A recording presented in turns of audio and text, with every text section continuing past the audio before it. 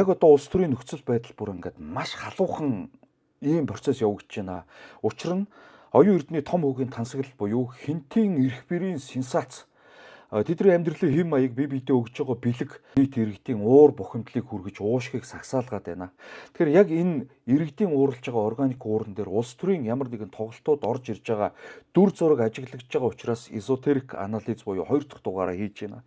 Эзотерик буюу одоо юмсын цаад үнэн шалтгаан янз бүрийн хувилдааны онол байх үедээ иргэдэд наана нэг ийм зүйл үзүүлж байгаа цаагаараа шал өөр хөшигний ардах үнэн өөр байх үедээ бид нар маш олон удаа ингэж тархитуулсан учраас энэ дээр анализ хийж байгаа одоо 2 дахь удаагийн дугаар үрж байна.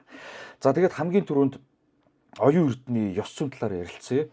За оюун эрдэнэ орлогоо нотлох ёстой юу нотлох ёстой.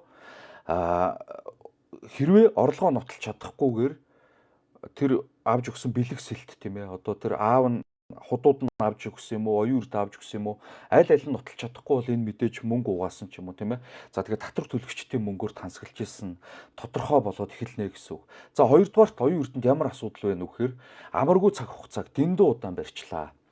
Улс төрийн том бүлэглэлүүдтэй тэмцэн за эднийг байхгүй болгох нь Монголын ард түмнийг ингээ сайхан болгох нь авилгалыг зэгцлэн гэж гарч ирээд ярьснаас нь хойш монголчууд авилгын индексээр хоошоо ухарлаа. Инфляц 9.6% төрлөө. Монгол банк бодлогын хүүгээ 2.1%-аар нэмлээ буюу бидний авах зээл дахиад өндөр хүүтэй болж байна. За тэгээд өргөн хэрэглээний барааны үнийг хар, тогны үн нэмэгдлээ, дулааны үн нэмэгдэх гэж байна. Болж байгаа юм ерөөс огт байх Нямбатар нь Улаанбаатар хотыг самарж байна. Татвар төлөгчдийн мөнгөөр зүгээр л наригж байна. Лодо самбуу гишүүний яриад байгаа 150 хүн аваад явсан бол Нямбатар бас хариуцлага тооцоолоод ажиллаа өгөх ёстой. Бүр цаашлаад өөрийнхөө багийн 40 нийслэлийн иргэдийн төлөөлөгчдийг аваад огцрох ёстой. Нийслэлийн иргэдийн төлөөлөгчдийн урал тарах ёстой.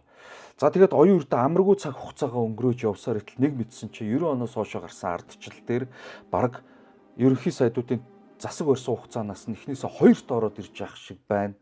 Тэгэхээр одоо ийм урт хугацаанд бид нэр харлаа. Энэ хүн юу ч хийж чадахгүй хинтээ нэг хэдэн хүмүүсийг эрхлүүлдэг ийм л төр болсон байна гэж харагдаж байна. Тийм учраас оюун эрдэнэ хариуцлага хүлээх ёстой юу? Хүлээх ёстой. Маш олон асуудлууд байна.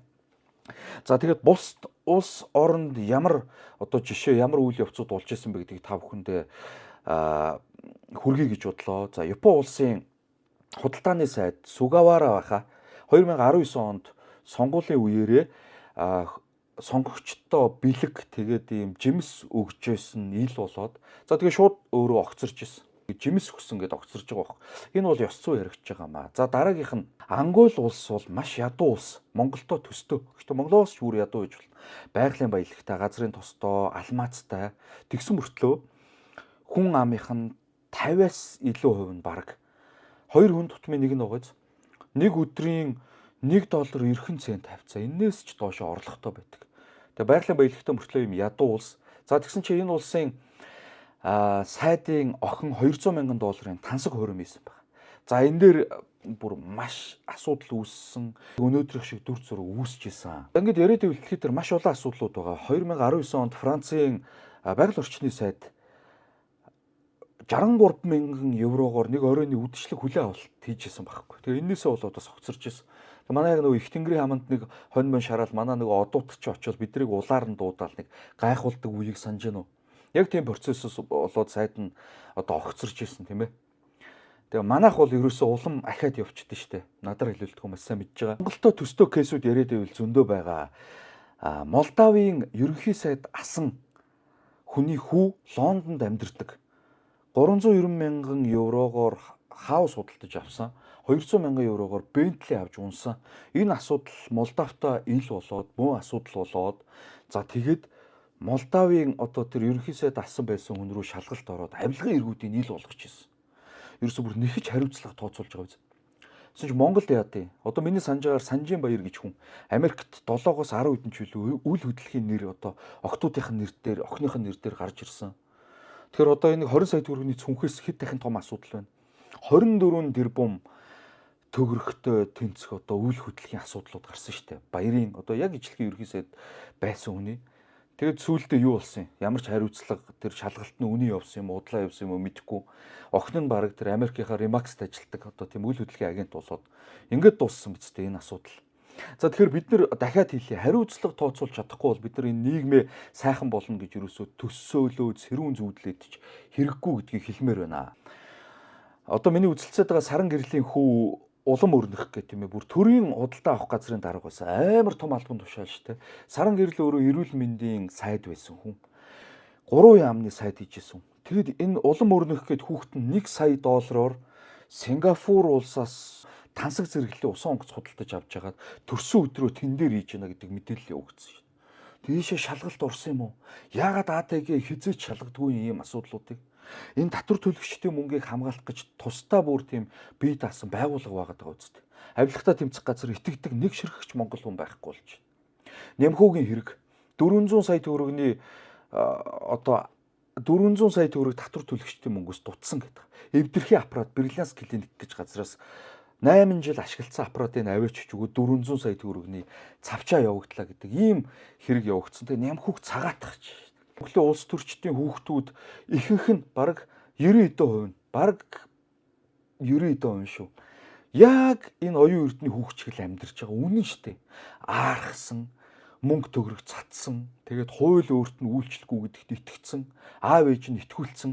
Яг гэвэл татвар төлөгчдийн мөнгийг хулгай хийж тансаглаж байгаа аав ээж харж байгаа хүн би нэг сайн ард түмнийхөө төлөө бай гэдэг ийм ойлголт төрхүү. Ихэн булангартай бол адаг нь булангартай байд юм а. Энэ асуудлууд бол ингээд бүр ингээд зөвхөн оюун эрдний хүүгээрч тогтохгүй бүх улс төрчдийн хүүхдүүд дээр явагдаж байгаа. Одоо ихэнхээр нь явагдаж байгаа ийм асуудал байгаа. За одоо дүгнэлтээ хий. За оюун эрдээ огцроод 2 дугаар ээлж хоолндоо орсон тохиолдолд дараагийн ерөнхий сайдыг оюун эрдэнэтэй зодтолтоод байгаа Монгол Ардын намын нөгөө том фракцийн зүгээс хүнээ тавих магадлал маш өндөр.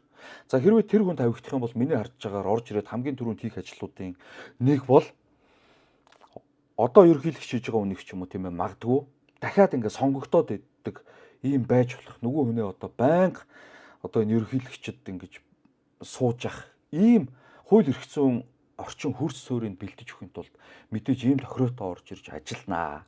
Үндсэн хуульд өөрчлөлт оруулна гэсэн үг. За тэгэхээр энэ тохироогоо бүрдүүлэхийн тулд үндсэн хуульд одоо 126 гишүүний ихэнхийг өөрийнхөө талд авахын тулд мэдээж маш их мөнгө хэрэг болно.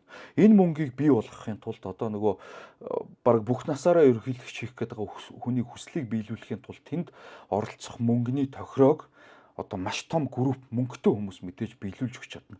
Тэр болон гишүүдийг конопт харуулахын тулд мөнгөөр амар мөнгө гартал ахуулна гэж одоо би хардаад байгаа байхгүй юу. Тэгэхээр мэдээж тэр хүмүүс ямар тохиолдолд мөнгө гаргах вэ гэхээр одоо энэ өөрийнхөө стратегийн том ордуудыг улсад одоо нэг 34% ч юм уу ямар нэгэн хувийг өгөхийг хүсээгүй хүмүүс. За эсвэл бүр стратегийн том одоо ордуудыг тийм ээ өөр юм болгоод авцсан. Хууль бусаар тэгээ буцаага төр төхгүй өөрөө ашиглаад сууж явах хүсэлтэй ийм хүмүүс мэдээд санхүүжүүлнэ. За тэгэхээр ямар тохиолдлыг зүгээр би хувьдаа зөв гэж бодож байгаа вэ гэхээр улсын их хурл тархан зөв юм аа. Буюу бүгдээрээ зайл. Бүр нийслэлийн иргэдийн төлөөлөгчтэй хуралтайгаа хоёулаа таруул Нямбага нэг мөсөн бас явуулаад авмаар байна. Дахиад хүмүүс сонгох үгийг нь харъя.